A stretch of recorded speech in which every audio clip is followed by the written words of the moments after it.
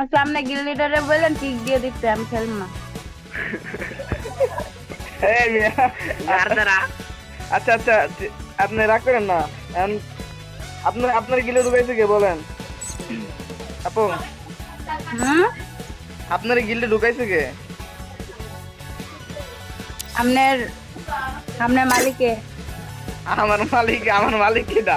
কাজল ভাই ঢুকাইছে? আপনার মালিক কে? আপনার কালু ভাই? না না, আমার মালিক তো আল্লাহ। আচ্ছা এখন আপনারা ঢুকাইছে কে বলেন? কাজল ভাই নাকি ওই যে আপনার জয়তা ভাই? জয়ের জিগান, আমার না জিগা। এবারে দি গাতারা দে।